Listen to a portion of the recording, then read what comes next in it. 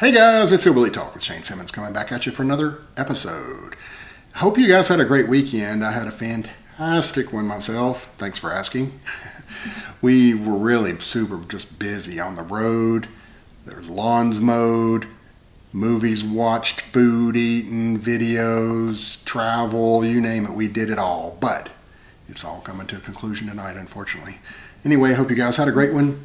I was going to start off this week talking a little bit about social media. Now, we all know there's a lot of downsides and bad parts to social media. I don't want to rehash all that again. You know what they are.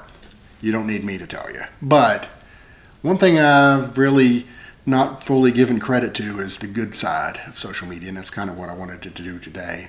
You know, they say that people that you meet online aren't really true friends and whatnot. I disagree with that. I really do, and especially I had an example this past week that really brought that home to me. There's a fella named Joe McElvaney. He was from Corby, England. So we struck up a friendship about 3 years ago. Sometime in 2021, he sent me a message on Facebook. He was talking about how much he loved our videos. He'd just watched that Gary, West Virginia video we did and was talking about how he loved seeing the old coal towns and how he was a bluegrass player. He loved playing the banjo, and that's all he wanted to talk about was music almost every time we talked, which was quite a bit over the last few years. But he talked about how he had once opened for Alison Krauss. His band played backup for her during her show, as a matter of fact, too. So he was so proud of that, and he just loved our music, absolutely loved everything about bluegrass. And once, probably every month or two, he would send me a link, some kind of song he wanted me to hear from his home area. He was so proud to be from Corby, England, and he really loved how Appalachia had the ties to England. And also, for example, where Corby was located at there was a big iron ore seam, and there was a lot of mining that went on through there, and he really related to the coal mining industry here of Appalachia, and he loved to talk about that. Just loved it. And then as he'd watch our videos, he'd message and talk about how he had learned something about the music that he played. You know, he would learn how this lifestyle led into the lyrics of some songs. You know, particularly if you listen to Ralph Stanley and some of these folks, you're going to definitely see a correlation between coal mining and the way that they saw the world when writing these bluegrass songs. So it's really fascinating, and unfortunately he had battled some health issues for several years now, ever since I've known him, and he had arthritis, which is so cruel. To think that a banjo picker would battle such crippling arthritis in his hands that he would go for months at a time that he couldn't even play his banjo that he loved so much. And it was a Gibson banjo. He'd love to talk about that. He just enjoyed it so much. But unfortunately, he lost his life here this past week, and it really hit me harder than I even expected it to, because I had a deep affection for Joe. I absolutely did, and loved to hear from him. Every time he messaged me, it lit up my face. I just couldn't wait to hear from him because he was just a ray of light in this world. But so it really, when I saw that he had passed away, it just hit me really hard and made me think about, you know, I'll never meet most of you people. That's just a fact. You won't meet me, but we share a connection. You know, whether it's comments or emails, and you know, I read and get to every one of them eventually. Anyway, I've been super hectic here, but I read them all eventually, and try to respond as much as we can. And you don't know how much it means to us to have that connection. There are certain people when they comment quite frequently, and it's always very encouraging and positive, and just lights you start smiling as soon as you see the name, the username of who it was, even if you don't know the real name in real life. There's a certain connection that you make with folks, and man, I just don't think I've appreciated that as much as I should have, and this really brought it home with Joe.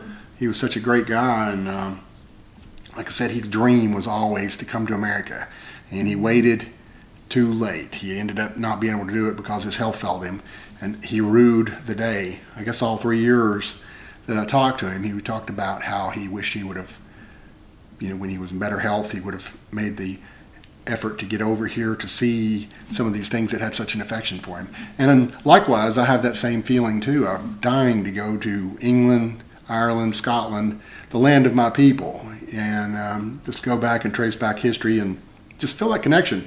You know, that's the motherland, and I have such a strong affection for it and just a strong desire. I've even been watching YouTube videos myself about, some people traveling through Ireland and Scotland, and it really just fascinates me to think what life is like there. And every now and then we get comments too.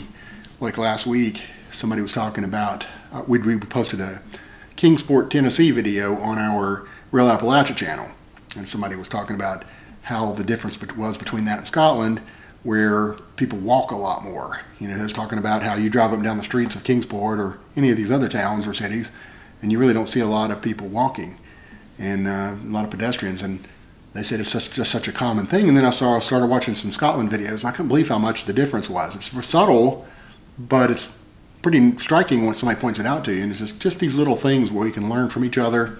I don't care if you live down the road from me or England or wherever you come watch from.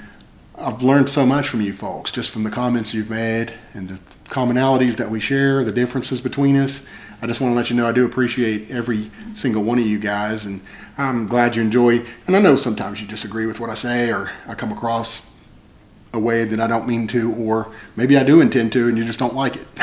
And that's okay, because I'm not for everybody. But I do love that we have this connection, and I look forward to hitting the record button on this camera every time.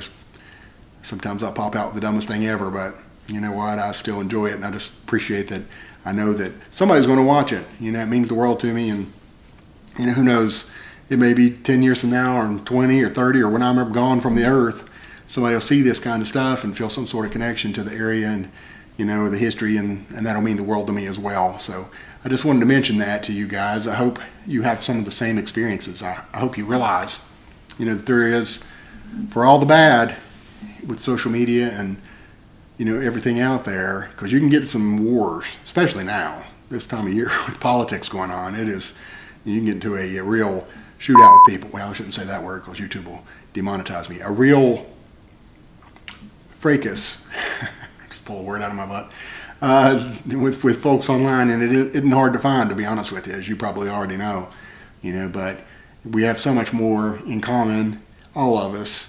And I just love to know that I get a few minutes of your time, and just to know that we make that connection, because when I look in that camera, I feel like I'm talking directly to somebody. So hopefully you feel that way when you watch it.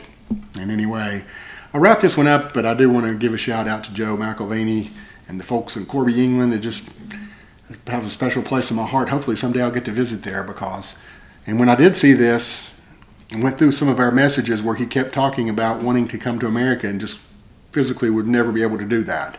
It really struck me that, we've all just got a certain amount of time, whether it's life-wise or health-wise. You might have 10 more years to live, but what's your health going to allow you to do? So if you're capable and physically able to do this, please, if you've got goals and ambitions, do not wait until it's too late. But anyway, and now another thing too is I started thinking about other people I hadn't heard from in a while, and unfortunately I started Googling the ones whose actual names I knew, and found out a couple of those had passed away as well. And it hits you so hard. It's just, I guess I have to go with Garth Brooks' dog. Could have missed the pain, but I've had to miss the dance. I loved meeting the folks that, find us in bad health, and maybe we brighten their day sometimes, or at least give them entertainment or company or just whatever you get out of watching these videos. Thank you so much. And I can't tell you how much I appreciate it. And I will see you in the next video, which hopefully will be coming pretty quickly too. And we'll see you around, guys.